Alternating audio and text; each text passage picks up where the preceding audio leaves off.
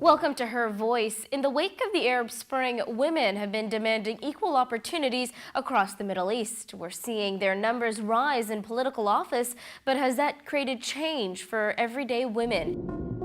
Welcome back to the show. I'm now joined by three guests who are going to be weighing in on the recent ministerial announcements in Egypt. What does that mean for the country as well? What does it mean possibly for the rest of the Middle East? In studio, we have the lovely and talented Ines Ismail, journalist and founder of Arab Women Voice, a communication consulting firm. Also on Skype, we have two guests joining us from Washington, D.C. That is Samantha Feinstein, she's a blogger, as well as Dr. Jenny Samad, an Egyptian-American. Thank you so much, all three of you. Thank you for joining us. Okay, so let's get right into my first question. Of course, we hear that there are three women who have been announced to ministerial posts. First is the Minister of Environment, Leila Rashid Iskander.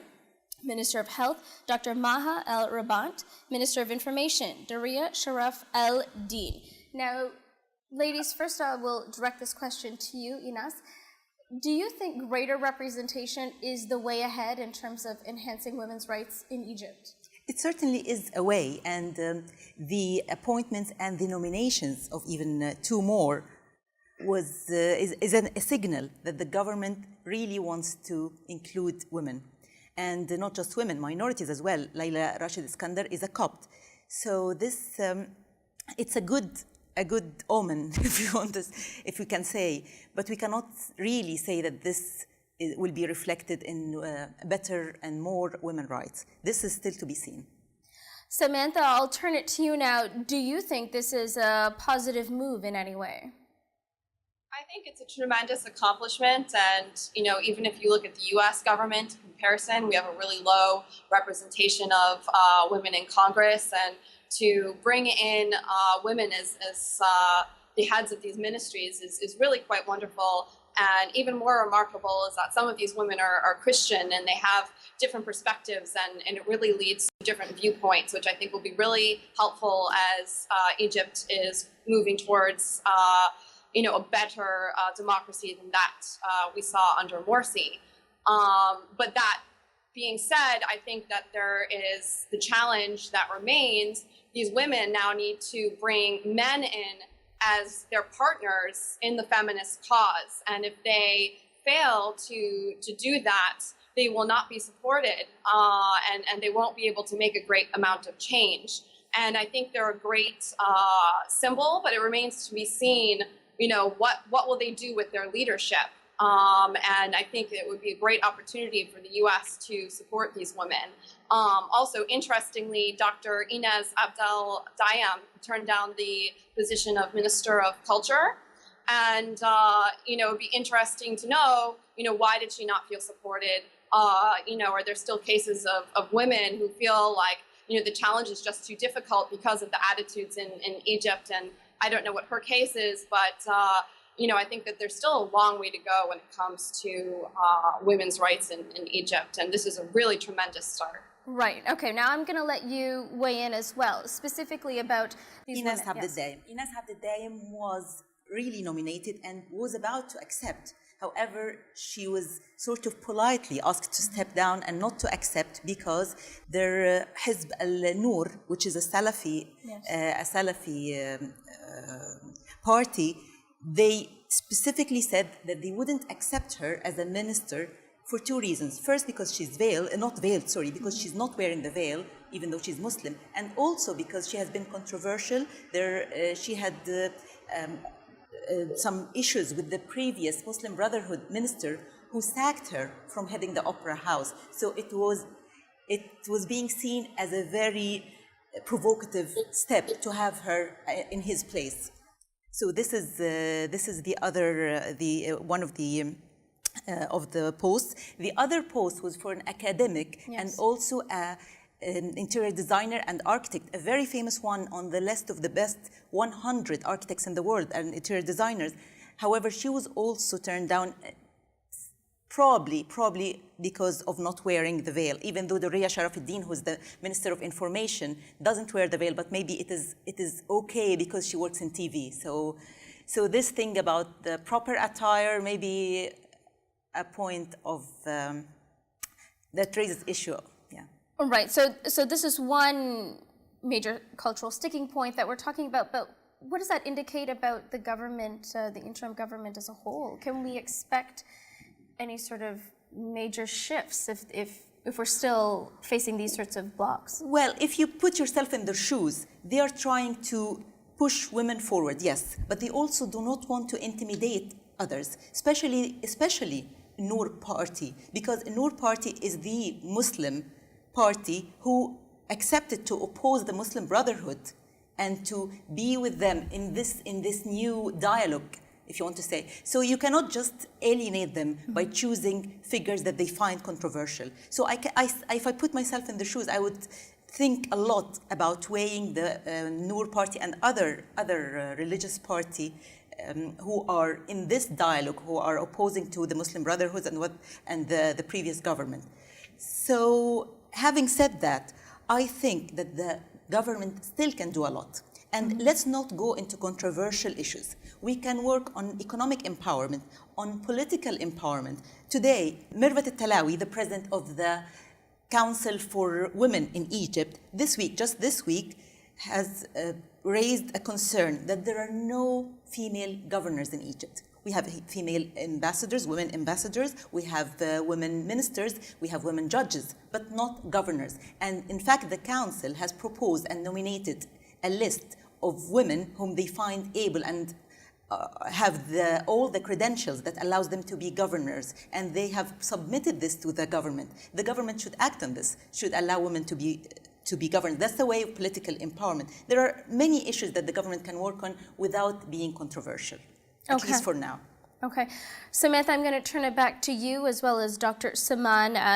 Dr. Saman, you're in an interesting position because, of course, you are of both Egyptian as well as American background. You are Egyptian by ethnic identity, but raised in the U.S. Can you tell me a little bit about how women in your country have been viewing the events in Egypt? Well, I think that Egypt has been in the headlines for many years now with a great deal of American interest and following in terms of the whole political upheaval and the changes. And I think that U.S. citizens in general are very interested in seeing a stable democracy in Egypt unveil with voices and rights of all its citizens really realized. So for a long time, Egypt was just a destination that Americans dreamed about going to, seeing the pyramids and a land of antiquity. But several years ago, this all changed. So I think that in general, the American population follows Egypt much more closely. Clearly, what we get in the news is one perspective, one slant, one slice of everything. But I think whenever it's understandable, whenever we see change that is something that looks like it's more equitable, that it is more inclusive, such as the naming of these three women, Americans look at this as a very hopeful and positive move forward. Clearly, we've had the other commentators here talk about whether this is symbolic or whether it is substantive. Regardless of how it begins, I think it is the hope of Americans that it will continue to be supported and that in whatever way, without being too intrusive, it's important that the world, not just the United States, support the full participation of women and men equally in a much more democratic environment. Okay, Samantha, I'm going to turn it over to you.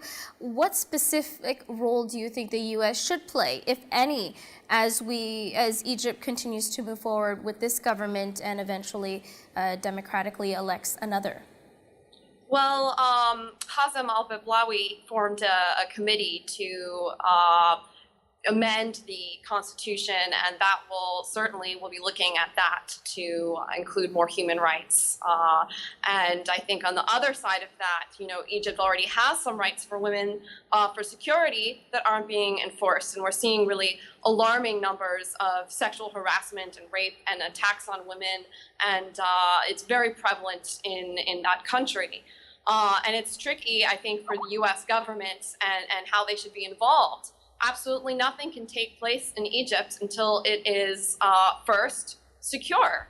and they need to really stop the violence and stop anything that could further deepen a sort of conflict and divide in Egypt, because that will prolong everything. And in order to have a strong democracy, security really is the first thing that needs to happen. So the U.S. has several tools that in their toolbox that they can use. One is economically supporting women entrepreneurship. And I think the U.S. has been doing this and will certainly continue to do so. I know the USAID has a lot of programming on this side. Okay. And, another thing they could do is also, it's just better public relations. Because what the U.S. government does want to see is the same thing that Egypt wants, is security and more rights and economic prosperity and, assistance with building the constitution and flourishing and prospering. And they really, I think, do want Americans to be their partners. But I think the U.S. Has come across as being Morsi supporters and Muslim Brotherhood supporters, and I don't think that that's the message that the U.S. is trying to give. Okay. So, sorry, I'm just going to give it back to Inas. Inas, can you tell me, do you think the U.S. should at all play such an active role, as she mentioned, as we continue to see this transition take place? Let me speak about the Egyptian people. I think that the Egyptian people unfortunately do not want American intervention, not just American intervention, any foreign intervention. Especially now, the people are polarized. The atmosphere in the street is very tense. And both sides, it's all over the news, both sides criticize the states. And and they do not want intervention. Maybe the intervention that can be done is something, a hidden intervention, or the behind the curtains, with talking to the Muslim Brotherhood leaders and talking to the leader on the other side, but without making it very public. Because in all honesty, the people do not want intervention, neither from the states, nor from the Arab world, nor from anywhere else. Okay, well, thank you to everyone who joined me today. We'll continue this conversation in the next segment of the show, so thank you. Welcome back to the show. Inas is going to continue to speak to us today about her feelings on the events in Egypt. Of course, we were talking about the Constitution specifically. But before we get to that, first tell me about the ministers. You had a little more to say, specifically about the Minister of Health. Yes, the Minister of Health, that's a very important ministry, and it has gone to a woman for the first time. That's a real step forward for women in Egypt and for political empowerment of women. But not just that. I believe that this specific Dr. Maha is a public health professor. She works in healthcare. So I think that this signals that the government wants to focus on some public health issues. In particular, in Egypt, there is a very high percentage of female genital mutilation, and I expect that such an appointment means that there will be a focus on this problem in Egypt. This problem that has been really ignored totally by the previous government. Having a female Minister of Health will mean that we'll focus on it a lot more. Also, the issue of underage marriage and all the negative impacts on the well-being of young women, health, psychological, everything. So I believe that this woman can do a lot to improve the conditions, health conditions and psychological conditions of women in Egypt.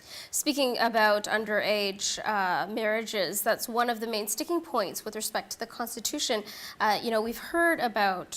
We've heard from many groups across the country who are upset about the rights that have been crystallized in the current Constitution. What changes do you think need to happen in the revised version? Well, I mean, I think that the problem is not with the Constitution itself, because it is with the interpretation of the Constitution. Okay. And of course, there is a clause, an article in the Constitution, Article 219, which gives details of Sharia law. What does Sharia law means? And in all honesty, the interpretation of Sharia law in Article 219 was made to please the Salafi parties in Egypt. So basically, it defined Sharia in the narrowest way, so that it is very not, I don't want to say conservative, I want to say backdated, and it's just not applicable now. And it confines Sharia to very strict, definition. Okay. This article needs to be removed, certainly. But other than that, enforcement of human rights, and including women rights in Egypt, enforcement of the constitution in this regard is what we need, rather than just changing the constitution. Okay. Are there going to be some key players or political actors who are going to come out in the next weeks or months to come that we should really be watching for in terms of ushering change within the political system? I hope women will do. And in fact, even before the 30th of June, women were very active on the street. Talk to anybody. In whichever party, you see women on the street collecting signatures for the Tamarrud campaign, and really doing their share of increasing public awareness about the Muslim Brotherhood and their government and their failure. So I expect women will continue. We have very successful women in leading other women, other potential new leaders into paving the way to a new Egypt with more equality between men and women. Okay, lovely way to end our discussion today. Thank you so much for joining us, Inas. Thank you. Thank you to all of my guests today. Do you have a story you'd like to share with us? Well, send your ideas to hervoice@levant.tv. You can also follow us at hervoiceltv. Have a great day.